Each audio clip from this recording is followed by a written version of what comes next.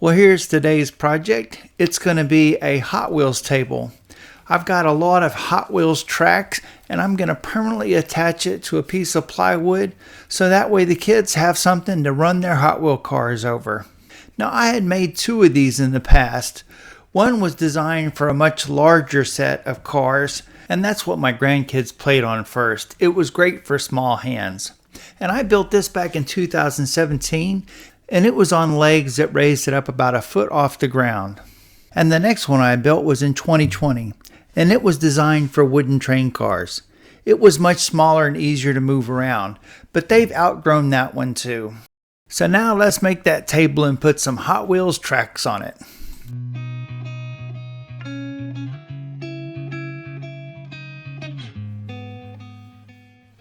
Well, the first thing I did was remove everything off of the old play table.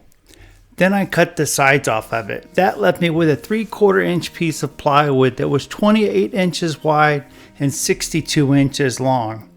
And I'm going to put a fresh coat of paint on it before I do anything.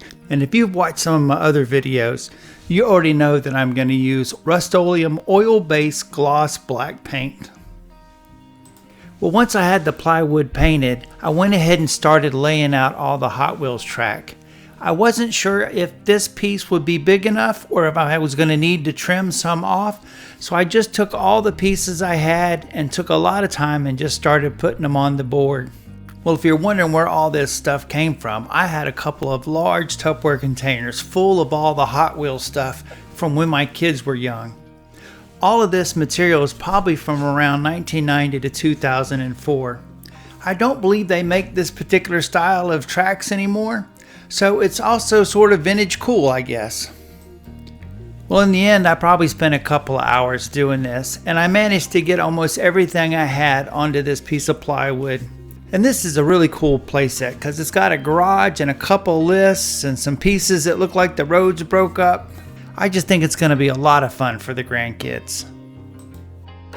Well, once the layout was finalized, I took some 1x4s and cut them up so I could make some supports for all the bridges and raised sections of the road. So that way when those little hands are pushing those Hot Wheel cars crazily across these bridges, none of them collapse. Well, I don't know if your kids or grandkids are as aggressive at playing with their toys as mine are, but I decided I better screw each one of these tracks down individually to make sure that they didn't get moved around. And I did this with two different drill bits on two different drills. The first drill bit was smaller than the screw itself, and I used that to create a pilot hole for the screws to go into. And the second drill bit was just a little bit wider than the head of the screw. That way I could drill a bevel in so that the screw head would be flush with the track. The track itself had some tabs to help it stay together, so I ended up just putting screws in opposite corners of the roadway for each track section. This really seemed to be a very effective way to keep the track in place. I continued this process all the way down the board until I had gotten almost everything secured. There were a few spots that needed some tweaking, and that was easy enough to do with a Stanley knife. With a fresh blade, it cut through this plastic fairly easy. I just had to go slow and trim a little bit back at a time until I had the right fit.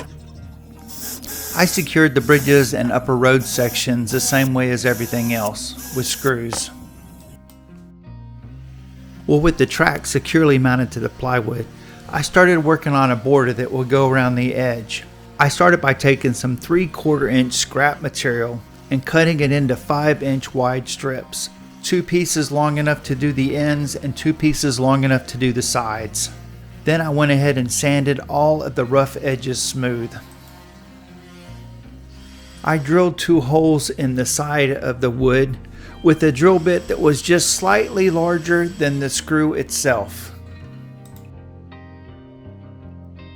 Then I screwed the pieces together with my impact driver.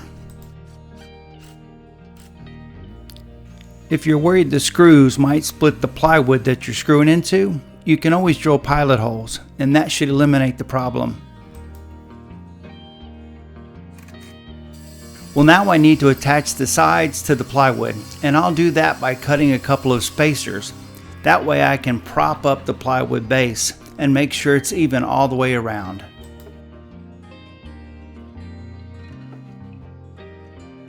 Here I've got a piece of scrap wood, and I'm going to mark it at the center point of the plywood, and then I'll cut that down on the table saw.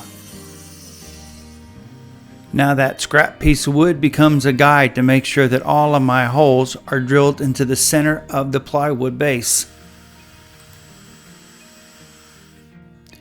I'll do this to all 4 of the sides. And with the pilot holes drilled, I'll screw everything together, leaving just painting. 2 coats of paint, and a couple of days later, the project is complete. Well, there you have it. It's small and light enough that it can be moved around easy, but plenty big enough for both of my grandkids to play on it at the same time. It's also a great use or a second life to a bunch of Hot Wheel track that's been sitting around in Tupperware containers for 10 years or more.